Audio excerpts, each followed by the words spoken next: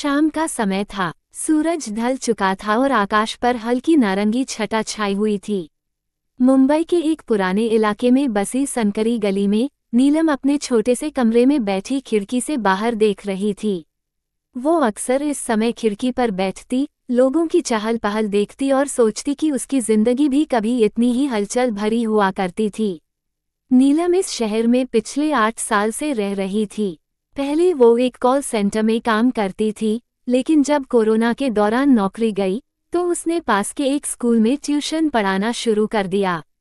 अब उसकी जिंदगी एक रूटीन में बंध गई थी, सुबह बच्चों को पढ़ाना, दोपहर में घर के काम निपटाना और शाम को खिड़की पर बैठकर गली में आती जाती जिंदगियों को देखना।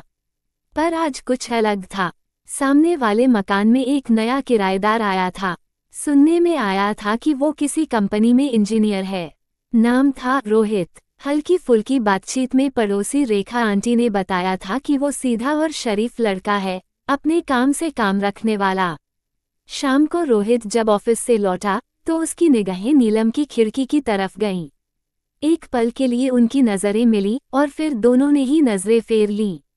लेकिन उस एक पल में नीलम ने कुछ अजीब सा महसूस किया, जैसे कोई पुराना एहसास जाग उठा हो। पहली बातचीत। अगले दिन सुबह नीलम अपनी गली के नुक्कड़ पर सब्जी लेने गई। तभी रोहित भी दूध लेने आया। दोनों की नजरें मिली और इस बार एक हल्की मुस्कान ने दोनों के बीच की दूरी को थोड़ा कम कर दिया। नमस्ते, रोहित ने कहा। नमस्ते, नीलम ने जवाब दिया। आप सामने वाले घर में रहती हैं न? हाँ, और आप नए किराएदार हैं। कैसे लग रहा है मोहल्ला? अभी तक तो सब ठीक लग रहा है, रोहित ने मुस्कुराते हुए कहा। ये पहली बातचीत थी, लेकिन इसने दोनों के बीच एक अनकहा सा रिश्ता बना दिया। अब जब भी वो एक दूसरे को देखते, हल्की मुस्कान और हेलो का आदान प्रदान हो जाता। धीरे धीरे बढ़ती नजदीकियां। दिन बीतते गए। रोहित अक्सर अपनी बालकनी में चाय पीता और नीलम अपनी खिड़की पर बैठी रहती। दोनों के बीच बिना कुछ कहे भी बहुत कुछ कहा जाता। फिर एक दिन बारिश हो रही थी।